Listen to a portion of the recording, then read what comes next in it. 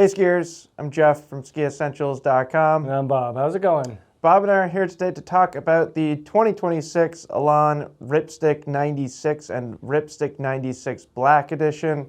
If they look the same as 2025, that is because they are.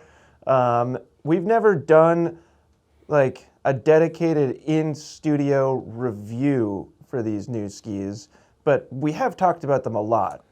Yeah, part of a collection. We did a collection introduction. Yeah. Yep, we did an on-snow review at Waterville last season, so like a year and a half ago-ish, with both of these skis, and some of that footage may get repurposed into this video, but we've got a lot of other stuff too.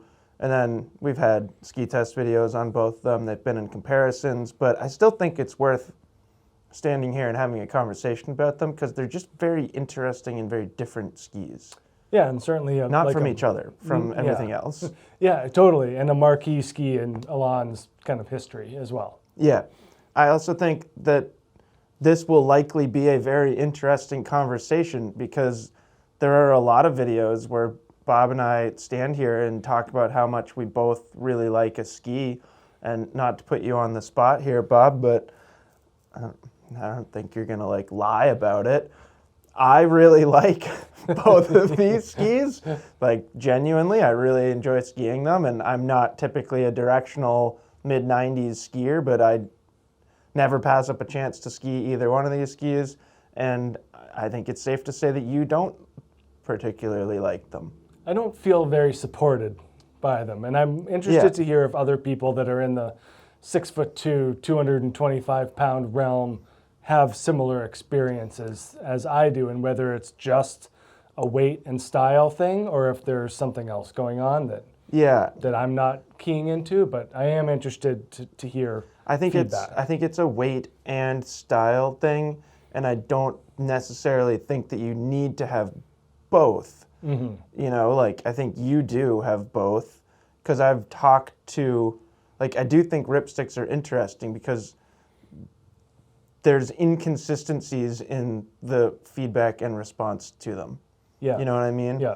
Where some skis, like you put 15 people on them and they all come back and say very similar things.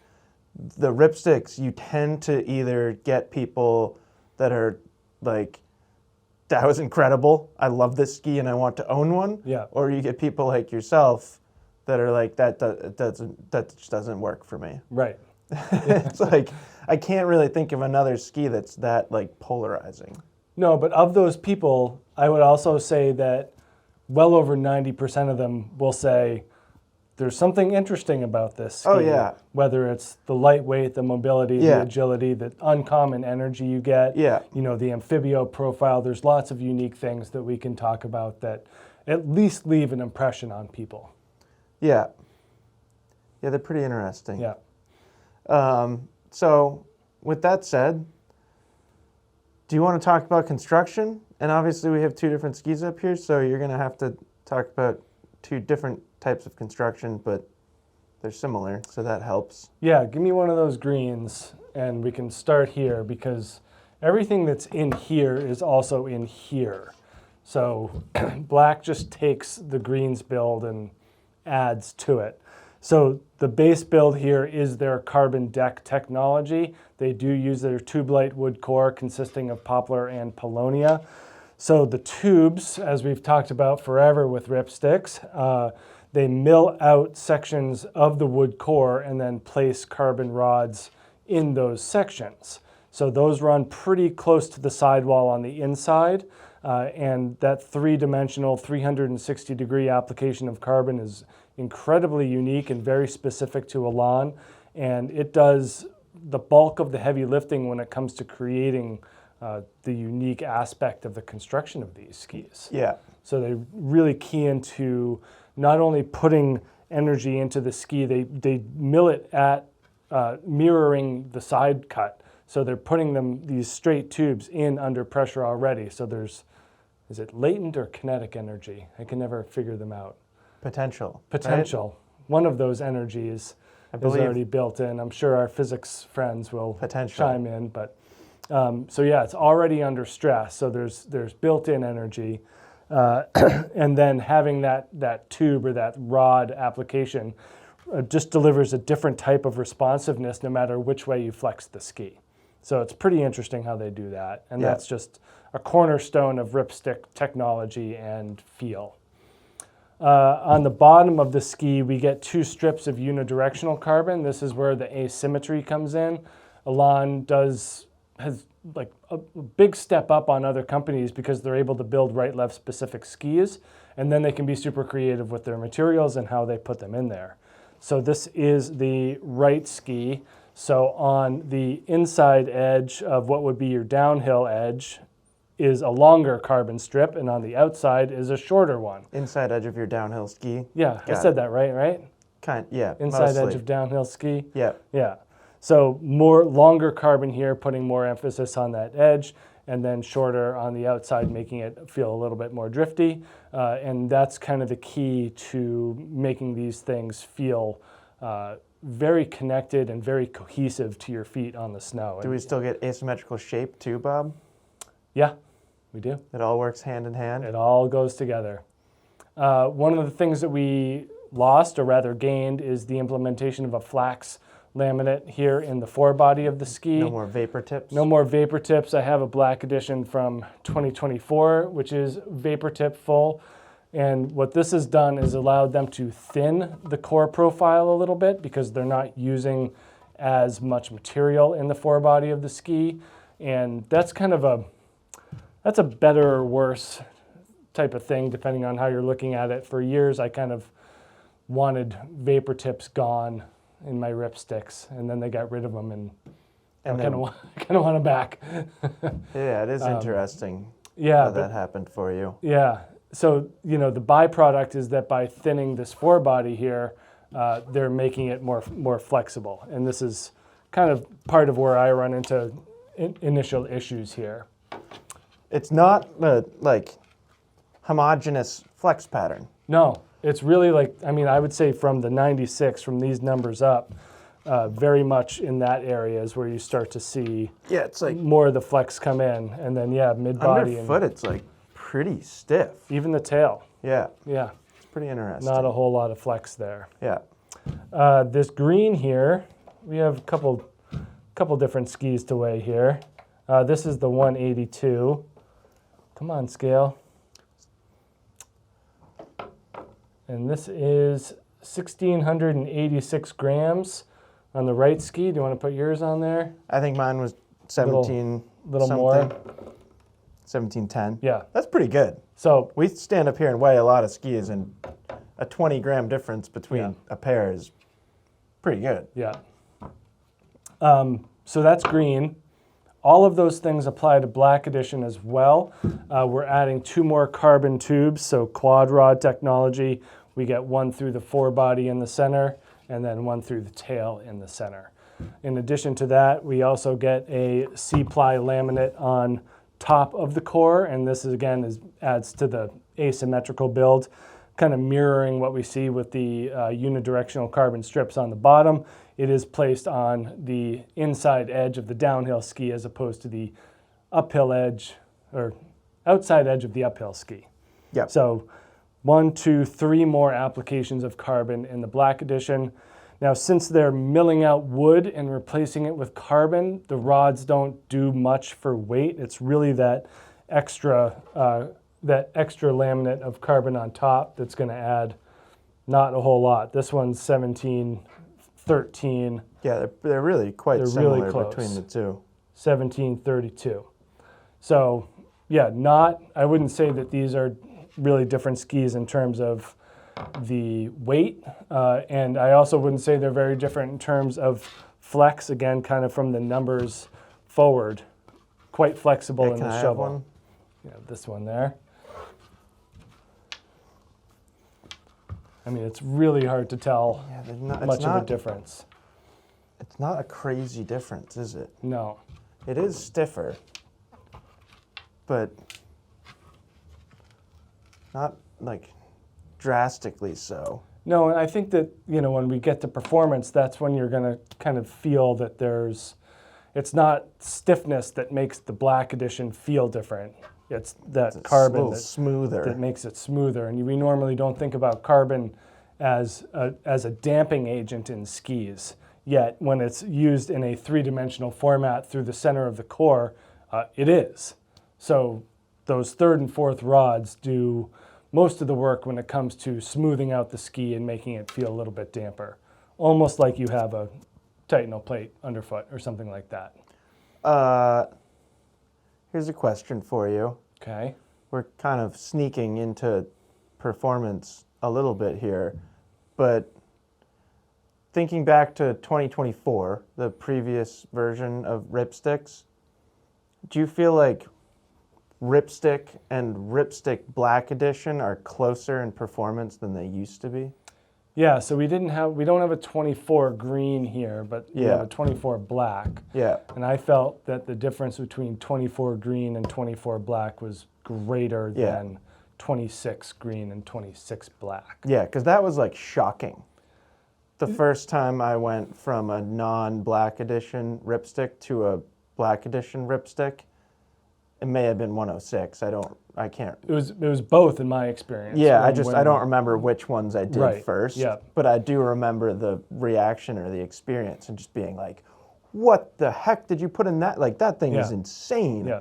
And now, like, yes, you feel a difference, but they're more the same ski, where they used to feel like quite different skis. Yeah, and I found it increasingly more difficult to kind of ascertain a specific customer or an audience black, for green versus black. Yeah, I think that's true.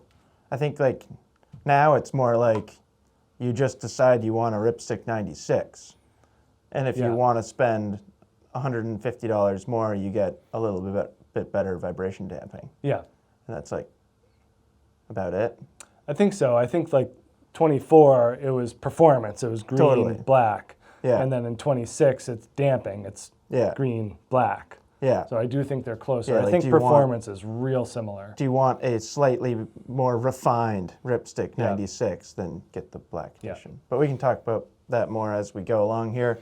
When you look at shape is the same between them, Bob. Yeah, same mold. Yep, so we don't have to pass skis back and forth. So we talked briefly about the Amphibio profile. It's always pretty hard to see, but the inside edge of these skis have more camber and less rocker than the outside edge, and it's really tough to see. You can see it. I kind of like to look down a little bit and see that there's more daylight coming through on one side rather than the other. Yeah. Yeah. So it's pretty interesting stuff. Aside from that, I would say the shape is pretty straightforward and pretty modern, like very consistent with what we see in mid-90 directional all-mountain skis these days. So decent amount of tip rocker, but it's not like high splay or anything like that, and it's paired with a good amount of early taper. It's pretty spoony. It's not like a pretty spoony shape. It's not like DPS shape or like old M Pro 90 or something like that. Right. Those were longer and pointier. But yeah, I mean the widest portion of the ski is probably right there. So it's a decent amount of early taper. And then really like the same story in the tail. Again, Amphibio profile. Again, like by length, pretty decent amount of tail rocker, but there's not consistent or not considerable amount of rise or splay. And then again, pretty good amount of early taper. If anything, I would say it leans a little bit more towards the rockered tapered side of the spectrum in the all-mountain category. Yeah, but not agree. like drastically in that direction. And then what do we have 182s here. Yep. I believe we're at like a 17.8 meter turn radius. Might be in the middle there. Ha! Nice guess. Thanks. It wasn't even a guess. I just knew. I had knowledge of that. And that's about it for shape. There's a huge range of mount points for a directional ski, which I've always thought is really interesting. And I've never been like super inclined to move it. No, it seems like the I imagine it's the height of camber, and that's where you would want this ski to be mounted. Yeah, and like, you want to talk about performance? Sure. Given the performance, I can't think of wanting to go plus. Yeah. You know what I mean? I mean, I could understand somebody going -2, yeah. something like that, but it feels interesting to go forward. I don't know like how much more of this flex you would want to get closer to. Yeah. So, do you want to we'll split this into on-piste and off-piste, and we can both share our experiences. So, starting with this ski, we'll call it green. We will refer to these going forward as green and black. I really like it. It's always like really interesting for me skiing it and then listening to people like you, or I often read comments on forums or whatever, social media comment sections where there's usually somebody who doesn't like it.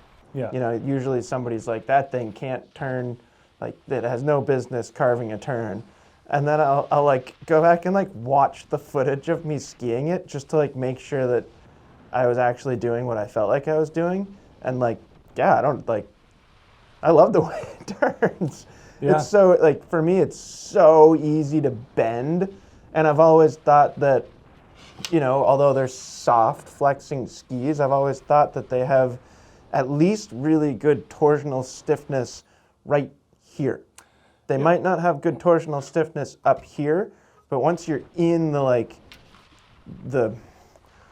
belly of the car. belly of a turn, you don't need torsional stiffness up here. And at my weight, like I bounce up and down around 160 pounds, like it's okay that this is kind of just like dancing and fluttering around, because it's not like I don't need it to do anything. Yeah. It's more just like on a slower speed turn, or like when you're starting a series of linked carving turns, like the first one's you're not going fast on the first one. So I just find that the way that the ski flexes and the shape of it gets me into the rhythm of making really nice round carving turns. And then I have always genuinely felt like I can just keep pushing it. And I would probably find a limit to my comfort zone for speed and stability on a Ripstick 96, but I haven't, like I would have to go really fast. I remember skiing it at Waterville when we did that on snow comparison. Yeah. And that trail, like skiers left of the race trail, or maybe it is the race trail, I never really know, but you know the one that I'm talking about. The one we do all the time? Yeah. Yeah. It's pretty steep, and it was like later in the day, and I remember it being kind of firm, and it also gets like cloudy and shadowy over there, and I like skied it fast, and it was great. So my take on that is like, you kind of pointed to this zone. Yeah. Like this is where you live. Yeah. On a ski. Yeah, Like that's your style. 100%. So at the beginning when we talked about it's partial weight, it's partial style. Yeah. Like this is where you live on a ski. Yeah, give me a stiff. This is where I live. Give me a on stiff ski. 130 centimeter Yeah. ski, and you're good. I would be fine. Yeah. You know, like we definitely use different portions of the ski. You know, Yeah. I am much more right at the front and through the forebody, and you are this middle third, like all day. Yeah. And it's interesting. So add that plus 60 pounds. You know, that like those are the limitations and the kind of the defining characteristics separating Our experiences. our experiences. So thinking back to our earlier conversation, Bob, about weight and style, I do think that how much you're relying on the shovel of the ski for your skiing is a big determining factor of whether you're going to like it or not. Because I've talked to smaller skiers that don't like it, and that's what they talk about. They talk about the lack of like precision out of the shovel. And I'm always like, oh, that's an interesting thing. and it's like ski racers and like certain ski instructors, but I've also talked to a lot of ski instructors that really like this ski. So I haven't like formulated a good hypothesis there, but that's kind of where my mind goes. Is like if you're used to skiing like a giant slalom ski, Sure. and then you get on this, you're gonna be a little bit underwhelmed. Yeah. So I think that's the best way to think about it. Yeah, and it's not all. I mean, it's far from all negative for me. I think that for short to medium radius turns, there's a lot to like. Yeah, and even if it you does are that heavier, effortlessly. it does it so well. Yeah, it's really more like firm conditions, and I don't think that anyone's seeking out a 96 underfoot carbon powered ski at 1,700 grams for firm snow carving. No, that's just not really what it's designed for. But no, I just find that like that's usually where the conversation about ripsticks goes. Right. Like when people have bad things to say about them, that's what they're talking about. Yeah. So yeah, you raise good points of like, well, sure, who cares? Yeah, and so other than that, I think like short to medium radius, slow to moderate speeds, big benefits, really nice, easily accessible energy.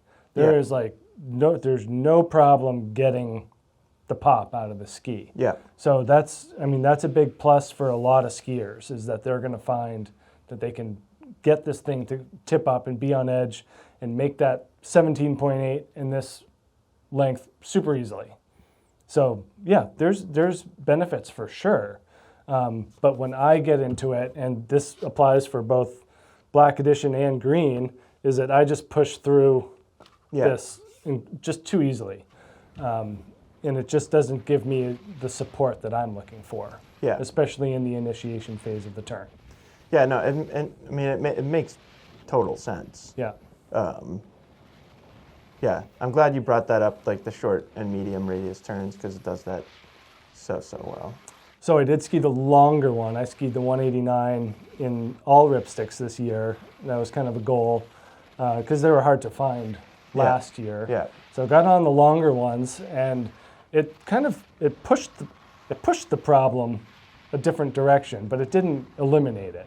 Like on one hand, it was better. It was better. It was better in terms of longer turn stability. Yeah. But then I kind of lost that mobility, because I mean a 189, even if it's lighter like this, there's just a lot of thing in front of you and behind you. So it just makes that agility, the things that I like about the ski, kind of go away. Yeah. So it kind of pushed the problem. Yeah, I know what you mean. Yeah. It's like masking, like you need a different ski.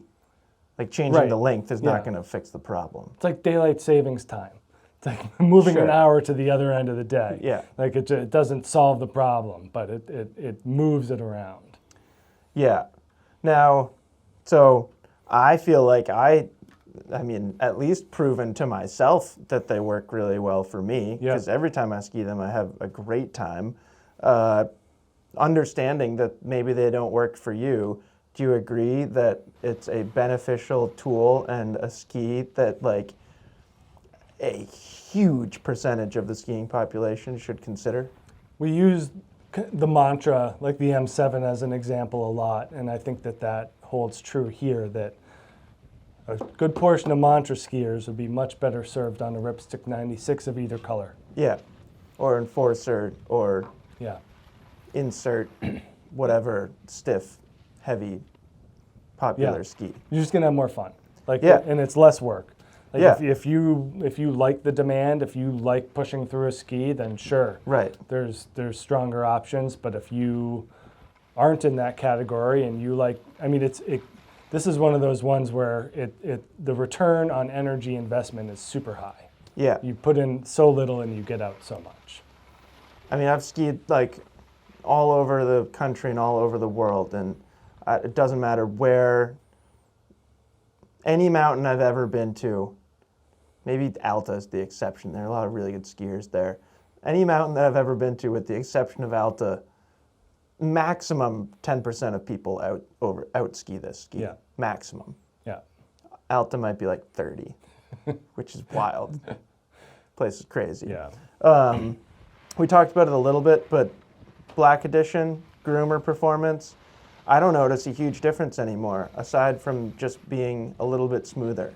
I think it takes the volume down just a bit, but Yeah. I don't notice an enormous difference in edge grip or energy. Really, I think it's a damper feel. Well, it used to be, like in the previous generation, I almost preferred the non-Black Edition because they were easier for me to bend. Yeah. So like a lot of what I was just talking about how intuitive they are for me and how easy to ski and fun, some of that started to go too far in the other direction with the previous Black Edition, where then I was like, oh, I'm basically on a Mantra or an Enforcer. It's just lighter, but I still have to ski it as hard. Now I feel like I can just go back and forth between the two and basically experience the exact same like emotional reaction that I do. Like it is smoother. Now, would you say that the difference is more or less kind of holdable in off-piste situation? We kind of have talked about on-piste, but slightly moving to on-piste. Do you think there's more of a difference on or off? I guess there's more of a difference on.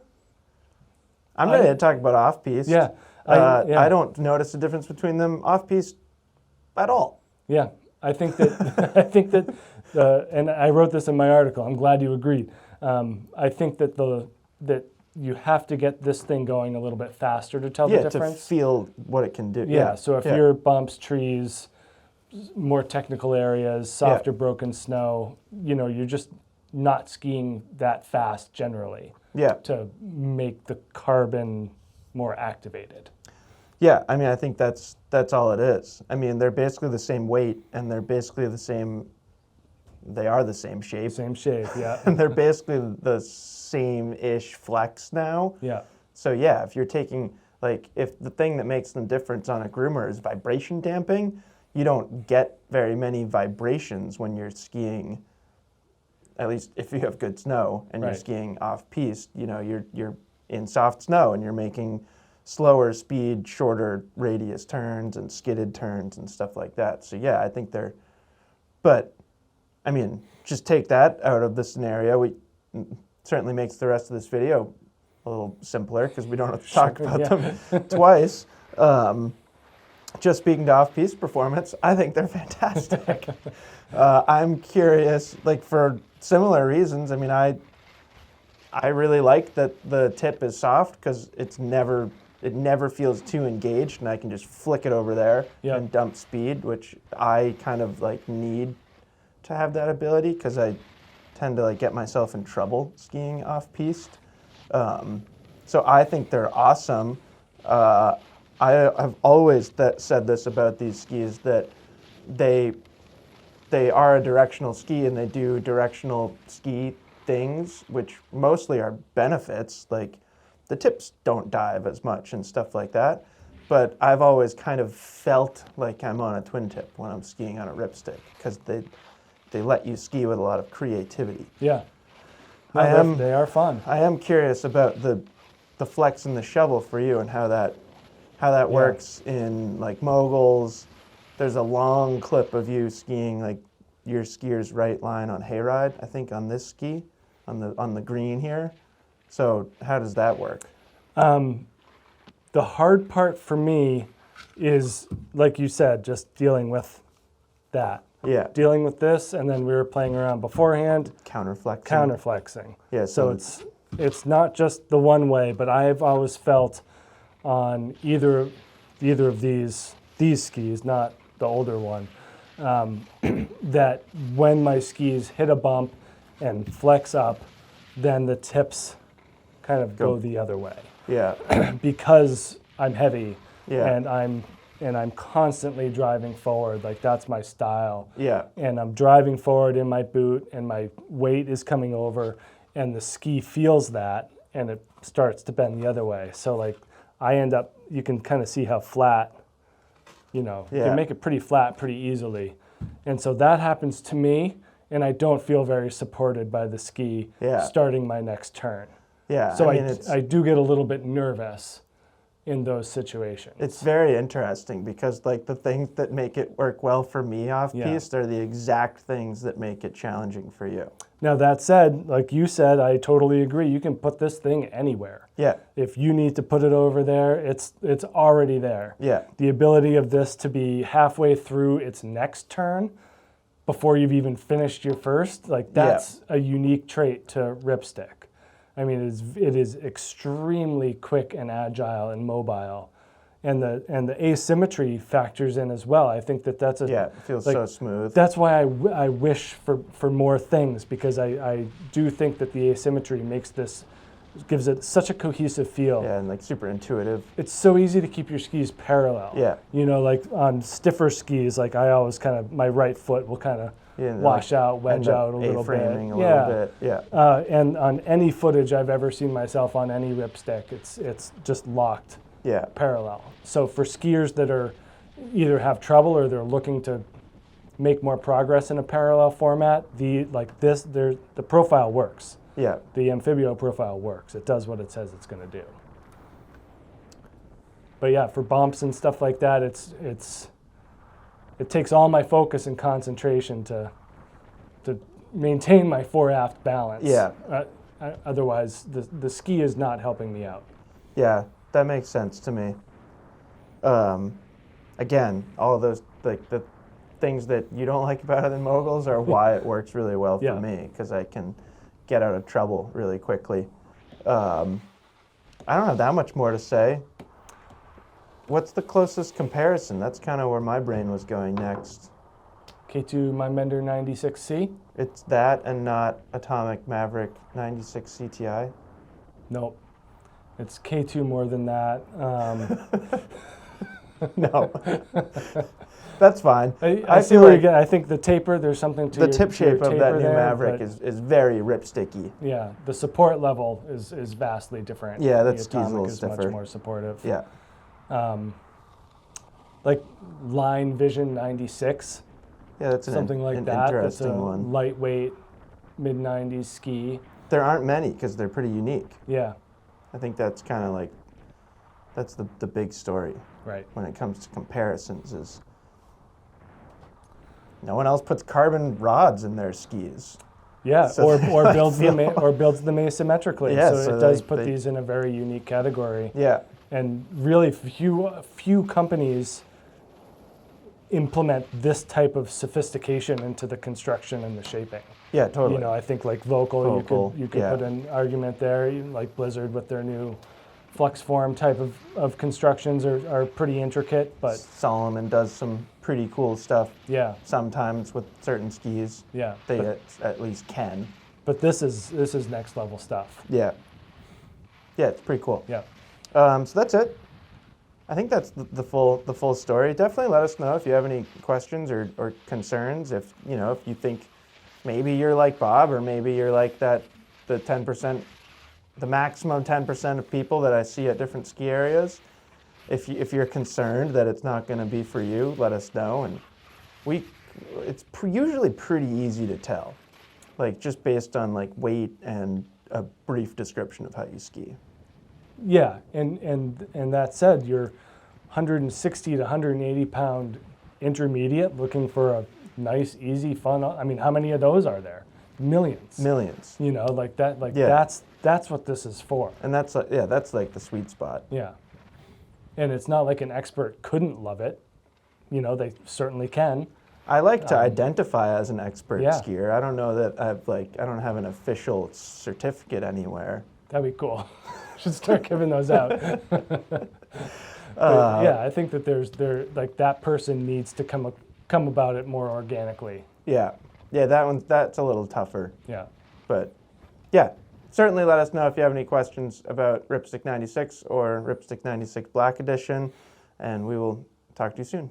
Bye.